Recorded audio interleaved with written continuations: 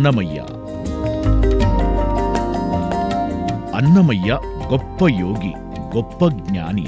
కనుకనే ఈ క్రింది విషయాలు చెప్పగలిగాడు. చూచే చూపొకటి, సూటి గురి ఒకటి, దాచి రెండూనొకటైతే దైవమే సుండి. భావమే జీవాత్మ, ప్రత్యక్షము పరమాత్మ, తావు మనోగోచరుడు దైవమే సుండి. చూచే చూపు అంటే లోచూపు, దివ్య దృష్టి.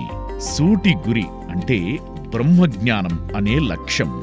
తాచి రెండూనొకటైతే అంటే దివ్యదృష్టి ద్వారా బ్రహ్మజ్ఞానం పొందినప్పుడు దైవమే సుండి అంటే అప్పుడు మనమే దైవాలము అని. నేను అనే భావమే జీవాత్మ, ప్రకృతి అంతా పరమాత్మ. అనంతకోటి బ్రహ్మాండాలను ప్రత్యక్షంగా దివ్యదృష్టితో చూడగలిగే మనోగోచరుడు అయినవాడే దైవం అనబడతాడు. అన్నమయ్య చెప్పిన మరికొన్ని సత్యాలు. చిత్తమంతర్ముఖము సేసుకొన నేర్చెన అత్తలనతడు యోగి అనబడును. సత్తసత్తనెడి సువిచారంబు గలిగెన ఉత్తమ వివేకియని ఊహింపబడును. కాయపుటూపిరిలోనే గనియున్నది, ఊపిరిలోనే దేవుడున్నాడు యోగీంద్రులకు. బ్రహ్మర్షి పత్రిజీ.